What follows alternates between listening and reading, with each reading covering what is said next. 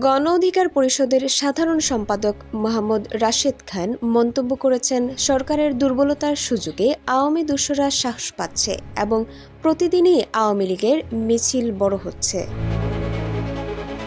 তিনি বলেন, ভারত ও আওয়ামী লীগের সহযোগিতায় দেশে অস্থিতিশীলতা সৃষ্টি করে নির্বাচন বানচালের ষড়যন্ত্র চলছে।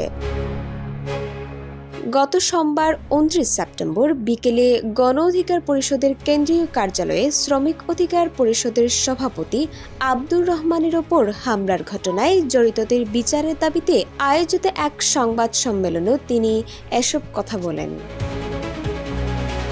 রাশেদ খান সম্প্রতি ঘটে যাওয়া একাধিক হামলা বিষয়ে উল্লেখ করে বলেন, গত 29 আগস্ট নুরুল হক নূরের ওপর হামলা হয়েছে।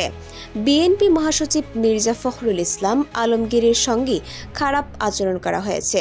গতকাল রাতে শ্রমিক অধিকার পরিষদের সভাপতি আব্দুর রহমানকে গুমের চেষ্টা ও হামলা করা হয়েছে। তিনি বলেন, এগুলো বিচ্ছিন্ন ঘটনা নয়, বরং ভারত ও আওয়ামী লীগের সহযোগিতায় দেশকে অস্থিতিশীল করে নির্বাচন বানচালের ষড়যন্ত্র শুরু হয়েছে। নূরের ওপর হামলার পর অপরাধীরা গ্রেপ্তার হলে তারা এমন সাহস করত না। রাশেদ খান অন্তর্বর্তীকালীন সরকারের ভূমিকায় হতাশা প্রকাশ করে বলেন, সরকারের দুর্বলতায় আওয়ামী দস্যুরা সাহস পাচ্ছে।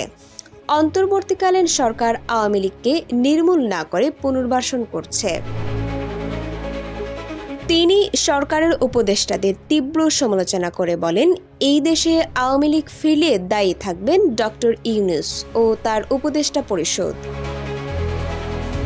তারা সচিবালয়, পুলিশ প্রশাসন, গোয়েন্দা সংস্থায় থাকা আওয়ামী এজেন্টদের বিরুদ্ধে ব্যবস্থা নেননি।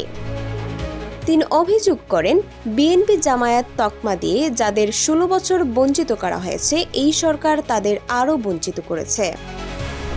সংবাদ সম্মেলনে গণ অধিকার পরিষদের সিনিয়র যুগ্ম সাধারণ সম্পাদক এবং মুখপাত্র হাসান আল মামুন জানান, আওয়ামী লীগের শাসনামলে যেভাবে সাদা পোশাকে ধরে নিয়ে যাওয়া হতো, ঠিক সেভাবেই গত 28 সেপ্টেম্বর শ্রমিক অধিকার পরিষদের সভাপতি আব্দুর রহমানকে গাজীপুর থেকে তুলে নিয়ে গিয়ে হামলা করা হয়।